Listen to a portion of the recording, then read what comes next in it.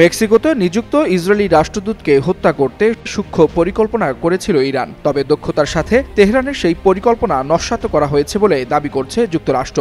ইরানকে অভিযুক্ত করে যুক্তরাষ্ট্র দাবি করছে ইসরায়েলি রাষ্ট্রদূত আইনাত ক্রান্স-নেইগারকে হত্যার চেষ্টা তারা সুকৌশলে প্রতিহত করে। তবে তেহরান যদি সফল হতো তাহলে ইরান ইসরায়েল যুদ্ধ সমগ্র আরব বিশ্বে ছড়িয়ে পড়ত বলে মন্তব্য করেছে দেশটি। বার্তা সংস্থা এএফপিকে একজন শীর্ষ মার্কিন কর্মকর্তা জানান, ইরানের বিপ্লবী গার্ডের এলিট ইউনিট কুডস ফোর্স গত বছরের শেষ দিকে এই ষড়যন্ত্র শুরু করেছিল। অভিযোগে বলা হয়েছে পরিকল্পনাটি ভেনেজুয়েলায় অবস্থিত ইরানের দূতাবাস থেকে সদস্য সংগ্রহের বিষয়ও অন্তর্ভুক্ত ছিল। ভেনেজুয়েলার বামপন্থী প্রেসিডেন্ট নিকোলাস মাদুরো তেহরানের ঘনিষ্ঠ মিত্র হিসেবে পরিচিত।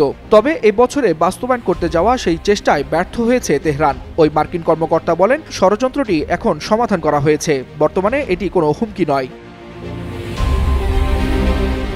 মার্কিন কর্মকর্তার এই দাবির পর বেশ আলোচনার জন্ম দিয়েছে আন্তর্জাতিক অঙ্গনে। তবে এএফপিকে বিস্তারিত কোনো প্রমাণ দেননি ওই মার্কিন কর্মকর্তা। এমনকি কিভাবে ষড়যন্ত্রটি যুক্তরাষ্ট্র ব্যর্থ করেছে তার কোনো ব্যাখ্যাও দেননি তিনি। এএফপি প্রতিবেদনে জানিয়েছে, ইরানের এই ষড়যন্ত্রটি ঘটত গত বছরের 1 এপ্রিল, যখন ইসরায়েল সিরিয়ার দামেস্কে ইরানি দূতাবাস কমপ্লেক্সে হামলা চালায়। ওই হামলায় ইরানের বিপ্লবী গার্ডের কয়েকজন শীর্ষ কর্মকর্তা নিহত হন। তার প্রতিশোধ নিতে এই পরিকল্পনা কষছিল ইরান।